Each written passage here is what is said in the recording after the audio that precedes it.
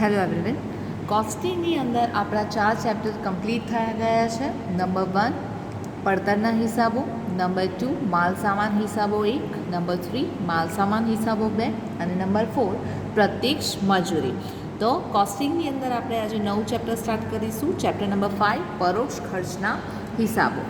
હવે પરોક્ષ ખર્ચ એટલે કે કેવા ખર્ચા છે, પ્રત્યક્ષ ખર્ચા કયા છે અને સ્થિર ખર્ચા, ચલિત ખર્ચા, અર્ધચલિત ખર્ચા, કારખાનાના ખર્ચા, ઓફિસ ખર્ચા, વેચાણ વિતરણના ખર્ચા. આપણે ફર્સ્ટ ચેપ્ટરની અંદર ઓલરેડી આ બધા જ ખર્ચા વિથ એક્ઝામ્પલ શીખી ગયા છે થિયોરીની અંદર, પરંતુ પાછું નવું ચેપ્ટર સ્ટાર્ટ થાય છે એટલે આપણે થોડું રિપીટ કરી દઈએ.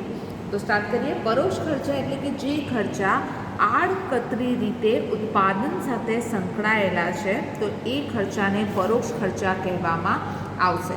એટલે કે પરોક્ષ ખર્ચાની અંદર પરોક્ષ માલ સામાન, પરોક્ષ મજૂરી, પરોક્ષ ખર્ચાનો સમાવેશ થાય છે. એટલે કે પરોક્ષ ખર્ચા એવા ખર્ચા છે તે કોઈ પણ વસ્તુની પડતરમાં માલ સામાન અને મજૂરી ખર્ચ ઉપરાંત કેવા એટલા ખર્ચા થાય છે જે કોઈ પડતરના એક એકમ માટે નથી પરંતુ સમગ્ર ઉત્પાદન માટે કરવામાં આવે છે. હવે જ્યારે કોઈ પણ વસ્તુ આપણે બનાવીએ ત્યારે માલ સામાનની સૌથી પહેલાં જરૂર પડશે. તો માલ સામાન એ પ્રત્યક્ષ ખર્ચો છે, કારણ કે માલ સામાન વગર લાવ્યા વગર એ વસ્તુનું ઉત્પાદન થવાનું નથી. અને એના પછી માલ સામાન બનવાની જે પ્રક્રિયા થાય છે તે દરમિયાન જેટલા પણ ખર્ચા કરવામાં આવે છે તે બધા ખર્ચા કયા ખર્ચા ગણાશે? પરોક્ષ ખર્ચા. બરાબર. એટલે કે ઉત્પાદન સાથે જે ખર્ચા આડકતરી રીતે સંકળાયેલા છે તો એ ખર્ચાને પરોક્ષ ખર્ચા કહેવામાં આવશે. એટલે કે કોઈ એક એકમના ઉત્પાદન માટે નથી થતા, સમગ્ર ઉત્પાદન માટે જે ખર્ચા થાય છે તો એ ખર્ચાને કયા ખર્ચા કહેવામાં આવશે? પરોક્ષ ખર્ચા. ઓકે. તો નીચે તમને પરોક્ષ ખર્ચાનું વર્ગીકરણ આપ્યું છે તો એ શીખીએ હવે આપણે. પરોક્ષ ખર્ચાના વર્ગીકરણની અંદર નંબર 1 પર છે કાર્યાનુસાર વર્ગીકરણ. એમાં 3 પ્રકારના ખર્ચા છે: કારખાનાના ખર્ચા, ઓફિસના ખર્ચા અને વેચાણ વિતરણના ખર્ચા. તો આ બધા ખર્ચા શેમાં આવી જશે? પરોક્ષ ખર્ચાની અંદર. કારખાનાના ખર્ચા જેવા કે કારખાનાનું ભાડું, કારખાનાના કરવેરા, કારખાનાના મેનેજરનો પગાર, કારખાનાના મકાન, મશીનરી વગેરેનું વીમા પ્રીમિયમ, કારખાનાની અંદર જે માલ સામાન વપરાય છે તે માલ સામાન ખરીદવાનો ખર્ચ, બરાબર. મજૂરોને જે મજૂરી ચૂકવવામાં આવે છે તો તેનો ખર્ચ, ઓવરટાઈમનો ખર્ચ, સુપરવિઝનનો ખર્ચ. તો એ બધા કયા ખર્ચા ગણાશે? કારખાનાના ખર્ચા. અને એ બધા ખર્ચા કયા ગણાશે? પરોક્ષ ખર્ચા. એના પછી છે ઓફિસના પરોક્ષ ખર્ચા અથવા તો વહીવટી પરોક્ષ ખર્ચા. તેની અંદર ઓફિસને લગતા જેટલા પણ ખર્ચા હશે, જેમ કે ઓફિસના સ્ટાફનો પગાર, સ્ટેશનરીનો ખર્ચ, ઓડિટ ફીનો ખર્ચ, કાનૂની ખર્ચા, ઓફિસનું ભાડું, ઓફિસની વીજળી, ઓફિસના મિલકતનો ઘસારો, ઓફિસના પરચુરણ ખર્ચ. તો એ બધા ઓફિસના ખર્ચા ગણાશે, એટલે પરોક્ષ ખર્ચા ગણાશે. અને લાસ્ટ છે વેચાણ વિતરણના ખર્ચા. હવે વેચાણ અને વિતરણના ખર્ચા અલગ છે, આપણે આગળ થિયરીમાં જોઈ ગયા છે. એટલે કે જે વેચાણ વધારવા માટે જે ખર્ચા કરવામાં આવે છે તે બધા વેચાણના ખર્ચા છે, જેમ કે એડવર્ટાઇઝમેન્ટનો ખર્ચ, બરાબર, સેલ્સમેનનું કમિશન, પછી ઘરખાદ, વેચાણનો ઓફિસ ખર્ચ, બરાબર, પેકિંગ ખર્ચ. તો આ બધા વેચાણના ખર્ચા ગણાશે. અને વેચાણ થઈ ગયા પછી વેચાણને જે પ્રમોટ કરે છે અને વેચાણ થઈ ગયા પછી એ વસ્તુ ગ્રાહકો સુધી પહોંચાડવા માટે જે ખર્ચો કરવામાં આવે છે તે કયો ખર્ચો ગણાશે? વિતરણનો ખર્ચ. એટલે કે સપોઝ તમે જો ટીવી પરચેસ કરવા માટે ગયા હોય તો શોપવાળો તમને ટીવી હાથમાં નથી આપી દેતા, શું કરે છે? તમારા ઘર સુધી પહોંચાડવાની રિસ્પોન્સિબિલિટી શોપવાળાની છે, જવાબદારી શોપવાળાની છે. તો એ ડિલિવરી વારનો ખર્ચો કરે છે તો એ કયો ખર્ચો ગણાશે? વિતરણનો ખર્ચો. એટલે કે વેચાણ વિતરણના ખર્ચા પણ પરોક્ષ ખર્ચા છે. એના પછી છે પડતરના તત્વો મુજબ, એટલે કે પરોક્ષ માલ સામાન. જે માલ સામાન ઉત્પાદનમાં આડકતરી રીતે સંકળાયેલો છે તે માલ સામાન પરોક્ષ માલ સામાન, પરોક્ષ મજૂરી અને અન્ય પરોક્ષ ખર્ચા. બરાબર. પરોક્ષ માલ સામાનની અંદર બળતણ, ઓઇલ, ગ્રીસ, પેકિંગ કે લાકડાના ખોખા બનાવવામાં વપરાતી ખીલીઓ, આ બધા નાના નાના જે માલ સામાનના ખર્ચા થાય છે જે ડાયરેક્ટ નથી, ઇનડાયરેક્ટ છે, એટલે કે પ્રત્યક્ષ નથી, પરોક્ષ છે, તે બધા પરોક્ષ ખર્ચા છે. પરોક્ષ મજૂરી એટલે સુપરવાઇઝરનો પગાર આપવામાં આવે છે. સમારકામ માટે, નાનું નાનું રિપેરિંગ કામ કરવા માટે મજૂરી ચૂકવવામાં આવે છે. કામદારને વળતર આપવામાં આવે છે તો એ પરોક્ષ મજૂરીના એક્ઝામ્પલ છે. અને પરોક્ષ ખર્ચાઓ એટલે કે કર્મચારીનો જે કેન્ટીનના ખર્ચા છે, નાના નાના ઘસારો છે, વીમાનું પ્રીમિયમ છે, ભાડું અને વેરો છે, બરાબર. કર્મચારીને જે ટ્રેનિંગ આપવામાં આવે છે, વીજળી ખર્ચ થાય છે, તે બધા અન્ય પરોક્ષ ખર્ચાની અંદર આવશે. એના પછી છે વર્તણૂક કે ગુણ પ્રમાણેના ખર્ચા. તો 3 ખર્ચા છે: સ્થાયી એટલે કે સ્થિર ખર્ચા, ચલિત ખર્ચા અને અર્ધચલિત ખર્ચા. સ્થિર ખર્ચા એટલે કે એવા ખર્ચા કે ઉત્પાદન વધે તો પણ સ્થિર જ રહેશે અને ઉત્પાદન ઘટે તો પણ સ્થિર જ રહેશે. એટલે કે જે ખર્ચાની અંદર કોઈ ફેરફાર થતો નથી, તો એ કયા ખર્ચા કહેવાશે? સ્થિર ખર્ચા. સપોઝ કે મેનેજરને પગાર 10,000 રૂપિયાથી નક્કી કરીને મેનેજરને રાખ્યો છે કામ પર, બરાબર. તો બીજા જ મહિને 10,000 જે એનો પગાર છે તેમાં કંઈ વધારો કે ઘટાડો થવાનો નથી. એટલે કે જો કારખાનાની અંદર ઉત્પાદન વધી જાય તો આપણે એવું મેનેજરને નથી કહેવાના કે ઉત્પાદન વધી ગયું છે તો તમે પગાર વધારે લઈ લો. ના, મેનેજરનો પગાર કેવો રહેવાનો છે? ફિક્સ. એટલે કેટલો રહેવાનો છે? 10નો 10,000 જ રહેવાનો છે. એટલે ઉત્પાદન વધે કે ઉત્પાદન ઘટે, જે ખર્ચમાં કોઈ ફેરફાર થતો નથી, તો એ કયો ખર્ચો ગણાશે? સ્થિર ખર્ચો ગણાશે. ઓકે. નેક્સ્ટ છે ચલિત ખર્ચાઓ. એટલે કે ઉત્પાદન વધે તો વધે, ઉત્પાદન ઘટે તો ઘટે. તો સપોઝ 2018ની અંદર કારખાનાની અંદર ઉત્પાદન 1,000 એકમોનું થતું હતું, 1,000 એકમોનું થતું હતું અને ત્યારે માલ સામાન 1,000 એકમોનું ઉત્પાદન કરવા માટે માલ સામાન 10,000 રૂપિયાનો લાવવો પડતો હતો. હવે 2019ની અંદર ઉત્પાદન કરવું છે, માની લો કે 1200 એકમોનું ઉત્પાદન કરવું છે, તો ઉત્પાદન વધારે કરવા માટે માલ સામાનની પણ વધારે જ ખરીદી કરવી પડશે. હવે માલ સામાન કેટલા રૂપિયાનો લાવવો પડશે? 12,000 રૂપિયાનો લાવવો પડશે. એટલે કે ઉત્પાદન વધે, 1,000થી કેટલું થઈ ગયું છે? 1200. તો ઉત્પાદન વધે તો માલ સામાનનો ખર્ચો પણ શું થાય છે? વધે છે. એટલે ઉત્પાદન વધે તો જે ખર્ચા વધે અને ઉત્પાદન ઘટે તો જે ખર્ચામાં ઘટાડો થશે તે કયા ખર્ચા ગણાશે? ચલિત ખર્ચા. બરાબર. અને લાસ્ટ છે તમારા અર્ધચલિત ખર્ચા. એટલે કે જે ખર્ચા સ્થિર પણ નથી અને જે ખર્ચા ચલિત પણ નથી, બંનેનું મિશ્રણ છે, તો એ કયા ખર્ચા ગણાશે? અર્ધચલિત ખર્ચ. તેની અંદર આપણે આગળ ટેલિફોન બિલનું એક્ઝામ્પલ આપ્યું હતું. હવે ટેલિફોન જે લેન્ડલાઇન છે તેમાં કહી દે છે કે તમારે મહિનાના 5,000 રૂપિયા નક્કી ચૂકવવાના જ છે, નક્કી ચૂકવવાના જ છે દર મહિને. તે કયો ખર્ચો ગણાશે? સ્થિર ખર્ચો ગણાશે. અને પછી કહે છે કે જો તમે વધારાના કોલ કરશો, વધારાના કોલ કરવામાં આવશે તો એ પ્રમાણેનો ખર્ચો વધી જશે. તો 2019ની અંદર જાન્યુઆરી મહિનામાં 5,000 રૂપિયા મેં સ્થિર ચૂકવી દીધા અને સાથે સાથે 180 રૂપિયાના વધારાના કોલ કર્યા છે. તો કેટલા ચૂકવવા પડશે? 5,180. 2019ની જ અંદર ફેબ્રુઆરી મહિનાની અંદર 5,000 રૂપિયા તો સ્થિર ચૂકવીશ, સાથે હું વધારાના કોલ ફક્ત 80 રૂપિયાના કરી, તો કેટલા ચૂકવવા પડશે? 5,080 ચૂકવવા પડશે. બરાબર. એટલે કે આ જે ચલિત જે ખર્ચા છે, એટલે કે વધારાના કોલ કેટલા થશે તે નક્કી હોતું નથી. એટલે ચલિત ખર્ચા શું કરે છે? બદલાયા કરે છે. જ્યારે સ્થિર ખર્ચા દર મહિને 5,000 ચૂકવવાના નક્કી છે, તો એ કેવા રહી છે? સ્થિર જ રહી છે. એટલે કે જે ખર્ચ સ્થિર પણ નથી પૂરેપૂરો ચલિત પણ નથી, બંનેનું શું છે? મિશ્રણ છે, તો એ કયો ખર્ચો ગણાશે? અર્ધચલિત ખર્ચો. બરાબર. એટલે પરોક્ષ ખર્ચાની અંદર કાર્યાનુસાર, પડતરના તત્વો મુજબ અને વર્તણૂકી ગુણ પ્રમાણે આટલા પ્રકાર છે. આપણે ઓલરેડી આગળ સમજી ગયા છે, એટલે કે એકવાર તમને રિવિઝન કરાવી દીધું છે. નેક્સ્ટ લેક્ચરની અંદર આપણે શીખીશું પરોક્ષ ખર્ચાનું વર્ગીકરણ. જો પરોક્ષ ખર્ચાનું વર્ગીકરણ તમને યાદ રહેશે, એટલે કે પરોક્ષ ખર્ચાની ફાળવણી શેના આધાર પર થાય છે, તો જ તમને આ ચેપ્ટર વધારે સારી રીતના આવડશે. કોઈ ક્વેરી હોય તો તમે પૂછી શકો. Thank you. Hello everyone. આજે આપણે પરોક્ષ ખર્ચાના ફાળવણીનો આધાર કઈ રીતના કોના પર રહેલો છે તે શીખવાના છે. તો તમે જોશો બુકની અંદર આજે પરોક્ષ ખર્ચાની ફાળવણીનો આધાર છે તેનો એક ચાર્ટ તમને આપ્યો છે. એ હું તમને ગ્રુપની અંદર સેન્ડ કરી દઈશ, એટલે કે ડાયરેક્ટલી તમારે તમારી નોટની અંદર આ લખી લેવાનું રહેશે. તો આપણે સમજી લઈએ. અહીંયા ખર્ચા આપ્યા છે, અલગ અલગ પ્રકારના પરોક્ષ ખર્ચા, અને એનો ફાળવણીનો આધાર શેના પર રહ્યો છે તે તમને આપેલું છે. તો સૌથી પહેલાં તમને કીધું છે કે ભાડું અને વેરો. હવે ભાડું જો ચૂકવવાનું હોય તો ભાડું કઈ રીતના ચૂકવવામાં આવશે? તો જેટલી રોકેલી જગ્યા હશે તેના પ્રમાણમાં ભાડું ચૂકવવાનું રહેશે.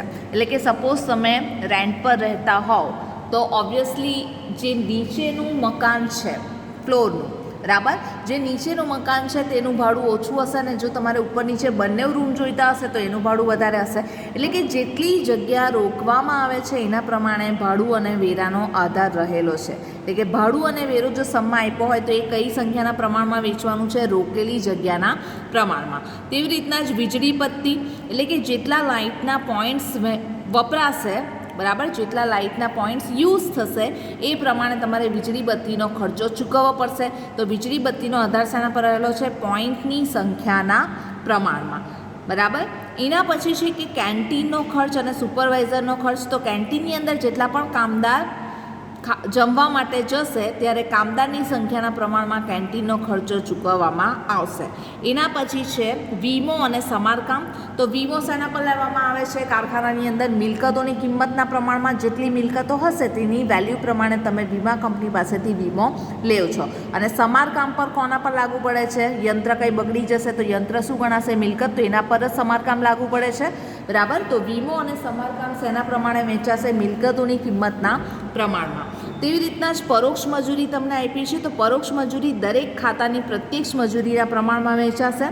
એના પછી છે પાવર અને બળતણ. તો પાવર હોર્સ પાવર કે કિલોવોટ કલાકના પ્રમાણમાં વેચાશે. ટેકનિકલ ડિરેક્ટરની ફી આપી છે તમને. તો ટેકનિકલ ડિરેક્ટરની ફી આપેલ સમયના પ્રમાણમાં વેચાશે. પછી કર્મચારી યોજનામાં ફાળો, પ્રોવિડન્ટ ફંડ, એટલે કર્મચારી રિલેટેડ જેટલી પણ યોજના હશે તો કર્મચારીને શું ચૂકવવામાં આવે છે? મજૂરી, એટલે કે વેતન ચૂકવવામાં આવશે. તો ચૂકવેલ મજૂરીના પ્રમાણમાં ફાળવણી થશે. એના પછી છે કારખાનાના મેનેજરનો પગાર. તો આપેલ સમયના પ્રમાણમાં. ઘસારો, તો ઘસારો કોના પર લાગે છે? મિલકત પર. તો મિલકતની કિંમતના પ્રમાણમાં. અને સામાન્ય ખર્ચા કે પરચુરણ ખર્ચ લાગે છે જે તે મજૂરીના પ્રમાણમાં. એટલે આ બધા ખર્ચા તમને દાખલાની અંદર આપ્યા જ હશે. તમારે ફક્ત યાદ રાખવાનું છે કે ફાળવણીનો આધાર શેના પર રહેલો છે. બરાબર. તો અહીંયા આ વસ્તુ કમ્પ્લીટ થાય છે. આ તમારે તમારી બુકની અંદર કમ્પલસરી લખવાનું રહેશે. બરાબર. કોઈ ક્વેરી હોય તો તમે પૂછી શકો. Thank you. ફાળવણીનો આધાર આપણે શીખી ગયા છે. તો એક્ઝામ્પલ સ્ટાર્ટ કરીએ. સમની ઇમેજ તમને ગ્રુપની અંદર મોકલી આપવામાં આવી છે. તેનું જ આ સોલ્યુશન છે. તો તમને કીધું છે સમની અંદર કે ન્યૂ એન્ટરપ્રાઇઝ લિમિટેડના 3 ઉત્પાદન વિભાગો. ઉત્પાદન વિભાગ કેટલા છે? 3, અ, બ અને ક. ઉપરાંત 2 સેવા વિભાગો ડ અને ઈ છે. એટલે કે ઉત્પાદન વિભાગ 3 છે અને સેવા વિભાગ કેટલા છે? 2. એટલે કે ટોટલ 5 વિભાગ તમને દાખલાની અંદર આપ્યા છે. તમને કીધું છે કે કંપનીના ચોપડામાંથી નીચેની માહિતી લેવામાં આવી છે. તો તમે જોશો તો આ તમને 6 ખર્ચા આપ્યા છે અને નીચે શું કીધું છે કે આ ઉપરાંત નીચે મુજબની માહિતી મળી છે. તો અહીંયા તમે જોશો તો રોકેલી જગ્યા, વીજળીના પોઈન્ટ્સ, પ્રત્યેક મજૂરી, તો આ બધું શું છે? ફાળવણીનો આધાર. આપણે આગળ જોઈ ગયા ને ફાળવણીનો આધાર. તો આ ફાળવણીનો આધાર છે ને આ બધા શું છે? ખર્ચા. તમારે ડિસાઇડ કરવાનું છે કે કયા ખર્ચા માટે કયો ફાળવણીનો આધાર લાગશે. બરાબર. નીચે તમને કીધું છે કે ઉપરની માહિતીના આધારે જુદા જુદા વિભાગવાર ખર્ચાની ફાળવણી બતાવો. એટલે કે ખર્ચા તમારે ફાળવણીના આધાર પ્રમાણે ફાળવવાના છે. તો આપણે સ્ટાર્ટ કરીએ હવે. દાખલાની અંદર આપણે ચાર્ટ બનાવી દીધો છે. અહીંયા શું કીધું છે કે ખર્ચા, ફાળવણીનો આધાર, એટલે કે કયા ખર્ચાનો આધાર ક્યાં રહેલો છે તે આપણે અહીંયા લખશું. કુલ ખર્ચા કેટલા આપ્યા છે અને ફાળવણીનો આધાર કેટલો આપ્યો છે તે આપણે અહીંયા મેન્શન કરશું. અહીંયા આપણે 2 ભાગ પાડી દીધા છે, ઉત્પાદન વિભાગ અને સેવા વિભાગ. બરાબર. તો આપણે હવે સ્ટાર્ટ કરીએ. સૌથી પહેલો ખર્ચો તમને આપી દીધો છે ભાડું અને વેરો. તો ભાડું અને વેરો તમને ખર્ચો આપ્યો છે અને સમમાંથી તમારે ફાઇન્ડ આઉટ કરવું પડશે કે એનો આધાર શેના પર રહેલો છે. તો નીચે તમને જે વધારાની માહિતી આપી છે તેમાં આપ્યું છે રોકેલી જગ્યા. તો ભાડું અને વેરાનો આધાર શેના પર રહેલો હશે? રોકેલી જગ્યાના પ્રમાણમાં. હવે આની અંદર શું કરવાનું છે? ખાસ ધ્યાન આપજો. ભાડું અને વેરો ભાગ્યા રોકેલી જગ્યાનું પ્રમાણ. જે પહેલાં લખ્યું છે તે ઉપર, જે રોકેલી જગ્યા લખી છે તે નીચે. તો ભાડું અને વેરો કુલ તમને કેટલો આપી દીધો છે? 5000. અને નીચે રોકેલી જગ્યાનું ટોટલ કરીને તમને આપ્યું છે 10000. કુલમાં જોવાનું છે કેટલા આપ્યા છે? 10000. નહીં આપ્યું હોય તો અ, બ, ક, ડ, ઈ બધાનું ટોટલ કરી નાખશો તો પણ તમને 10000 મળી જશે. 5000 ભાગ્યા 10000 કરીશું એટલે કે ભાડું અને વેરો ભાગ્યા રોકેલી જગ્યાનું પ્રમાણ, એટલે એ આન્સર આવી જશે 0.5. બરાબર. હવે અમાં રોકેલી જગ્યા તમને કેટલી દેખાય છે? અમાં 2000, બમાં કેટલી દેખાય છે? 2500, કમાં કેટલી દેખાય છે? 3000, ડમાં કેટલી દેખાય છે 2000 અને ઈમાં દેખાય છે 500. આ રોકેલી જગ્યા છે. ગુણ્યા ડાયરેક્ટ કેટલા કરી નાખવાના રહેશે 0.5. બધામાં ગુણ્યા 0.5 0.5 0.5. ચાલો, એટલે તમારો આન્સર આવી જશે એનો 1000 1250 1500 1000 અને 250. તો આ ફર્સ્ટ સ્ટેપ અહીંયા તમારો કમ્પ્લીટ છે. જે રીતના તમે ટેક્સેશનમાં ખાતાકીય હિસાબો નામનું ચેપ્ટર શીખી ગયા છો તે જ રીતનું છે. તેની અંદર તમે આજે 2000 2500 3000 2000 અને 500 છે તેનો ગુણોત્તર પણ કાઢી શકો અને એવી રીતના 5000ને તમે વહેંચી શકો. એટલું જોઈ લેવાનું કે આનું ટોટલ પાછું 5000 બેસી જવું જોઈએ તો જ તમારો સમ સાચો ગણાશે, નહીં તો વેચવામાં કંઈ ભૂલ થઈ છે. ભાડું અને વેરો પતે પછીનું તમારી પાસે બીજો ખર્ચો છે વીજળી બત્તી. તો વીજળી બત્તીનો આધાર શેના પર રહેલો છે? વીજળીના પોઈન્ટ્સ પર. ચાલો, શું કરવાનું છે? વીજળી બત્તી ભાગ્યા વીજળીના પોઈન્ટ્સ. તો વીજળી બત્તી તમને દાખલાની અંદર આપી છે 600 અને વીજળીના પોઈન્ટનું ટોટલ આપ્યું છે તમને 60. 600 ભાગ્યા 60 કરશું એટલે કેટલું આવી જશે? 10. બરાબર. ચાલો, તો હવે લાઈન બાય લાઈન વીજળીના પોઈન્ટ જોશું. અમાં કેટલા છે? 10. બમાં કેટલા છે? 15. કમાં છે 20. ડમાં છે 10 અને ઈમાં છે 5. બધા શેના વડે ગુણવાના? 10 વડે. તો અહીંયા આવશે 50. 10 વડે અહીંયા આવશે 100 ગુણ્યા 10 200 ગુણ્યા 10 150 અને ગુણ્યા 10 100. તો અહીંયા બીજો ખર્ચો પણ આપણો પતી જાય છે. નંબર 3 પર છે આપણું પરોક્ષ મજૂરી. તો પરોક્ષ મજૂરીનો આધાર શેના પર રહેલો છે? મેઇન તમારે આધાર યાદ રાખવાનો છે, નહીં તો સમ આવડશે નહીં. બાકી બહુ એકદમ સિમ્પલ છે. પરોક્ષ મજૂરીનો આધાર રહેલો છે પ્રત્યક્ષ મજૂરી પર. પરોક્ષ મજૂરીનો ખર્ચો તમને 1500 આપ્યો છે અને પ્રત્યક્ષ મજૂરીનું ટોટલ તમને 10,000 આપ્યું છે. હવે 1500 ભાગ્યા 10,000 કરશો એટલે એ આવી જશે 0.15. ચાલો, અમાં જો પ્રત્યક્ષ મજૂરી અની કેટલી છે? 3000. બની છે 2000. કની છે 3000. ડની છે 1500 અને ઈની છે 500 પ્રત્યક્ષ મજૂરી. ગુણ્યા આપણે શું કરવાનું છે? 0.15 0.15 0.15 0.15 ગુણ્યા 0.15. આ તમારે નહીં નીચે કેલ્ક્યુલેશન કરવું હોય તો પણ તમે ડાયરેક્ટ પણ ગુણાકાર કરીને લખી શકો, પરંતુ ફર્સ્ટ સમ છે એટલે આપણે અહીંયા બતાવીએ છીએ કે કઈ રીતના અમાઉન્ટ આવી છે. ચાલો, એટલે ફર્સ્ટમાં આવી જશે તમારી પરોક્ષ મજૂરી. અમાં 450. બમાં આવશે 300. કમાં આવશે 450. આમાં આવશે 225 ને આમાં આવશે 75. ચાલો, તો અહીંયા ત્રીજો ખર્ચો આપણો કમ્પ્લીટ થાય છે. નંબર 4 પર છે પાવર. તો પાવરનો આધાર રહેલો છે હોર્સ પાવર પર. કુલમાં શું કરવાનું? પાવર ભાગ્યા હોર્સ પાવર. તો પાવરનો ટોટલ ખર્ચો છે તમારો 1500 અને હોર્સ પાવર જે તમને આપ્યો છે તે છે 150. 1500 ભાગ્યા 150 કરશો એટલે એ 10 આવી જશે. ચાલો, તો હોર્સ પાવર જોવા માંડો લાઈનમાં. તો હોર્સ પાવર તમને અમાં આપ્યો છે 60. તો 60 ગુણ્યા 10 થશે. બરાબર. બમાં કેટલો આપ્યો છે? 30. 30 ગુણ્યા 10 થશે. 50 ગુણ્યા 10 થશે. ડમાં આપ્યો છે 10 ગુણ્યા 10 થશે અને ઈમાં ડેશ છે તો ગણવાની જરૂર રહેતી નથી. તો અહીંયા 100 આવશે, અહીંયા 500 આવશે, અહીંયા 300 આવશે અને અહીંયા 600 આવશે.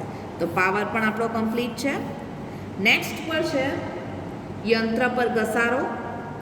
યંત્ર પર ઘસારાનો આધાર શેના પર રહે છે? ફાળવણીનો. યંત્રની કિંમત પર અથવા તો મિલકતની કિંમત પર. તો યંત્ર પર ઘસારાનો ટોટલ ખર્ચો છે 10,000. નીચે યંત્રની કિંમતનું ટોટલ તમને આપી દીધું છે 2,50,000. 10,000 ભાગ્યા 2,50,000 કરશું એટલે આવી જશે 0.04. ચાલો, તો અમાં યંત્રની કિંમત તમને આપી છે 60,000. તો 60,000 ગુણ્યા થશે 0.04. બમાં આપી છે 80,000. તો 80,000 ગુણ્યા 0.04. કમાં કેટલી છે? 1,00,000. તો 1,00,000 ગુણ્યા 0.04. 5,000 આપી છે ડમાં. તો 5,000 ગુણ્યા 0.05 4. અને લાસ્ટમાં ઈમાં પણ 5000 જ છે, તો 5000 ગુણ્યા 0.04. ચાલો બધાનું મલ્ટિપ્લિકેશન કરી નાખશું. એટલે યંત્ર પર ઘસારો આવશે ફર્સ્ટમાં 2400, 3200, 4200 અને બાજુમાં પણ 200. તો અહીંયા આપણો 5મા નંબરનો ખર્ચો પણ ડન છે. એના પછી છે તમને પરચુરણ ખર્ચા આપ્યા છે. તો પરચુરણ ખર્ચાનો આધાર શેના પર રહેલો છે? પ્રત્યક્ષ મજૂરી પર. પરચુરણ ખર્ચાનું ટોટલ તમને આપ્યું છે, ટોટલ ખર્ચો 10,000 અને પ્રત્યક્ષ મજૂરીનું ટોટલ પણ કેટલું છે? 10,000. તો કેટલું આવશે? એકમ દીઠ 1 આવશે, બરાબર. તો ચાલો પ્રત્યક્ષ મજૂરી અમાં આપી છે 3,000, તો 3,000 ગુણ્યા 1 કરશું. બમાં છે 2,000, તો 2,000 ગુણ્યા 1 કરશું. પછી છે 3,000 પાછી, તો 3,000 ગુણ્યા 1 કરશું. નહીં કરો તો પણ ચાલે, પરંતુ ફર્સ્ટ સમ છે એટલે આપણે કમ્પ્લીટ સમજાવી દઈએ. અને 500 ગુણ્યા 1. ચાલો તો 500, 1,500, 3,000, 2,000 અને 3,000. ચાલો તો અહીંયા બધા ખર્ચા કમ્પ્લીટ છે. તમારે યાદ રાખવાનું છે કે કોઈ પણ સમ આવે તો તમારે નીચે છેલ્લે પાછું એડ કરવાનું રહેશે પ્રત્યક્ષ મજૂરી. કેમ એડ કરવાનું છે? કારણ કે આ જે રોકેલી જગ્યા છે, વીજળીના પોઈન્ટ્સ છે, યંત્રની શક્તિ છે, યંત્રની કિંમત છે, કામના કલાકો છે, તે બધા ફાળવણીનો આધાર છે. પરંતુ પ્રત્યક્ષ મજૂરી ફાળવણીનો આધાર નથી. એટલે પ્રત્યક્ષ મજૂરી હંમેશા સેવા વિભાગની અંદર વહેંચવાની છે. પ્રત્યક્ષ મજૂરી હંમેશા શેમાં વેચવાની છે? સેવા વિભાગની અંદર. તો આપણે બધાની અંદર ડેશ મૂકી દઈશું અને સેવા વિભાગમાં જે આપેલી છે તે જ વેચી દેવાની છે. તો પ્રત્યક્ષ મજૂરી સેવા વિભાગ એટલે કે ડની અંદર આપી છે 1,500 અને ઈમાં કેટલી આપી છે? 500. તો 1,500 અને 500 અહીંયા ટોટલ કેટલું આવી જશે? 2,000. ઉત્પાદન વિભાગ વચ્ચે નહીં, પ્રત્યક્ષ મજૂરી ફક્ત અને ફક્ત કોના વચ્ચે વહેંચવામાં આવે છે? સેવા વિભાગ વચ્ચે. તો જેવો સંપત્તિ બધા ખર્ચા એટલે તમારે પાછી પ્રત્યક્ષ મજૂરી લખી દેવાની રહેશે. ઉપર આવી જાય તો પાછી લખવાની જરૂર નથી. નહીં તો લાસ્ટમાં તમારે પ્રત્યક્ષ મજૂરી ફક્ત અને ફક્ત જેટલી આઈપી હશે તે કોની વચ્ચે વહેંચવાની છે? સેવા વિભાગ વચ્ચે વહેંચવાની છે. ચાલો તો અહીંયા આપણું કમ્પ્લીટ થાય છે. તો આપણે હવે ટોટલ કરી નાખીએ. ચાલો કુલ અહીંયા જે ઉપરની અમાઉન્ટ છે 5,600, 1,500, 1,500, 10,000 અને 10,000. ઉપરની અમાઉન્ટ છે તેનું ટોટલ થશે 30,600. અનું થશે 7,550. બનું થશે 7200. કનું થશે 9,650. ડનું થશે 4,625 અને ઈનું થશે 1,575. એટલે કે જેટલા પણ પરોક્ષ ખર્ચા છે તે ફાળવણીના આધાર વચ્ચે ઉત્પાદન વિભાગ અને સેવા વિભાગ વચ્ચે વહેંચાઈ ગયા છે. કોઈ ક્વેરી હોય તો તમે પૂછી શકો. Thank you.